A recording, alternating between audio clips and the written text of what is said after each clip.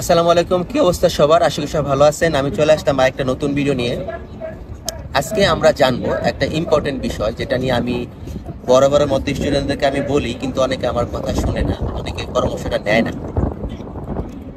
তো যারা বাংলাদেশ থেকে আসবেন, স্পেশালি যারা মস্কোর বাহিরের শহরে আসবেন, যেমন মস্কো থেকে 500 কিলোমিটার দূরে, 600 কিলোমিটার দূরে বা 800 বা 1000 কিলোমিটার দূরের শহরগুলোতে যারা আসবেন, তাদের দুই তিনটা জিনিস মাথায় রাখতে হবে। আপনি বাংলাদেশ থেকে আপনি একা আসতেছেন অথবা কোনো ফ্রেন্ডের সাথে আসতেছেন। আপনার এই জার্নিটা কিন্তু অনেক বড় একটা জার্নি। এখানে আপনি একটা জিনিস মাথায় রাখতে হবে আপনাকে, যে আমি একটা দেশে যাচ্ছি, সেখানে আমি ওই দেশের রাস্তাঘাট চিনি না, সেই দেশের আমি যানবাহন পরিবহনের যে ব্যবস্থা সেই সিস্টেমটা আমি জানি না, সেই দেশের যেই আইন কানুন, সেই দেশের যে চলাফেরার যে সিস্টেম সেটাও আমি জানি না, বা অথবা আমি সেই দেশের সম্পূর্ণ কালচারটাই সম্পর্কে আমি জানি না। এখন আমি সেই দেশে যাচ্ছি, কিন্তু আমি কি করতেছি, আমি আসার সময় আমাকে বাসা থেকে আমার কাঁধে কাঁধের বিশাল বড় একটা বোঝা ঝুলাই দিচ্ছে, হাতে বিশাল বড় একটা লাগেজ তারা দিয়ে দিচ্ছে, এবং তারা পারে না যে পুরো একেবারে একটা সংসারে সকল কিছু তারা ব্যাগে ভরে সবকিছু দিয়ে দেয়।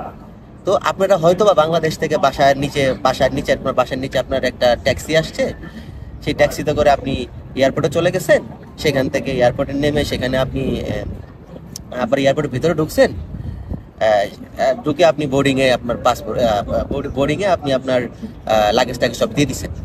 আপনার কাছে এটা খুব ইজি মনে হয়েছে, কোনো কষ্ট হয় নাই। কিন্তু আপনি এখানে যখন আসবেন, এখানে আসার পরে এখানকার সিস্টেম কিন্তু ওইরকম না। এখানে আসার পরে এখানে আপনার প্রত্যেকটা জিনিসের এক একটা মানে সিস্টেমেটিক ওয়েতে নিয়ে তারা ঠিক করে রাখছে। যেমন আপনি এখান থেকে অন্য শহরে যাবেন, আপনি যখন ট্যাক্সি অর্ডার করবেন, এখানে ট্যাক্সির অনেকগুলো ক্যাটাগরি আছে, ইকোনমি আছে, বিজনেস ক্লাস আছে, তারপরে অনেক ধরনের ট্যাক্সি আছে। তো কিছু ট্যাক্সিতে দেখা যাবে আপনি 2টা লাগেজ আনছেন, আপনার লাগেজের জায়গা হবে না, সেখানে আপনার অল্প টাকায় যে খরচটা হয়তো তার থেকে বেশি টাকায় আপনার খরচ হচ্ছে। এরপরে আপনি কি করতেছেন, আপনি এরপরে ট্যাক্সি থেকে নেমেই তো আপনি ট্রেনে উঠতে পারতেছেন, আপনাকে নেমে সেখানে ভিতর ঢোকা লাগতেছে, লাগেজ নিয়ে আপনাকে টানাটানি করা লাগতেছে, অনেক ধরনের আপনাকে ঝামেলা পোহাতে হচ্ছে। কিন্তু আপনি তখন ক্লান্ত থাকেন। আপনি বাংলাদেশ থেকে যখন আসেন, প্রায় আপনি 12 ঘন্টার জার্নি করেন, আপনি 12 ঘন্টার জার্নি করেন। এরপরে আপনি আবার যদি ট্রানজিট থাকে আপনার শারজাতে বা দুবাইতে বা আপনার মিডল ইস্টের কোনো কান্ট্রিতে, সেখানে আপনার 8 ঘন্টা, 10 ঘন্টা, 6 ঘন্টা আপনার ট্রানজিট থাকে। আপনার ঠিক মতো খাওয়া হয় না, ঠিক মতো আপনার ঘুম হয় না। তো আপনি এই যে আপনি একটা পেরেশানির ভিতরে ফেলতেছেন। এরপরে আপনি এখানে আসার পরে এবার আপনি যদি অন্য কোনো শহরে যান, আপনি ফ্লাইটে চলে যান, তাহলে তো ভালো, আলহামদুলিল্লাহ ভালো। কিন্তু ফ্লাইটে যদি না যান, যদি আপনি ট্রেনে যান, তাহলে দেখা যাবে সেখানে ট্রেনে তো এমন না যে একটা বগির ভিতরে আপনার জন্য সব কিছু থাকবে, সেটা কিন্তু তা না। থাকবে, আপনার জন্য ফ্যাসিলিটি থাকবে, আপনি ঘুমিয়ে যাবেন, আপনার শোয়ার বেড থাকবে, আপনি খাবার খাওয়ার জন্য আপনার সাথে টেবিল থাকবে, তারপর হচ্ছে আপনার ওয়াশরুম থাকবে, গরম পানি ঠান্ডা পানির ব্যবস্থা থাকবে। কিন্তু আপনি যদি লাগেজ টানেন, এই লাগেজটা তো ট্রেনের ভেতরে তো জায়গা হয় না। অনেকে আছে বিশাল বড় বড় লাগেজ আনে, বিশাল বড় বড় ব্যাগ আনে, তখন একটা সাফার করে। তখন এরপর আপনি যেই শহরে যাবেন, সেখানে যাওয়ার পরে সেখানে আপনি আবার স্ক্যামের শিকার হতে পারেন।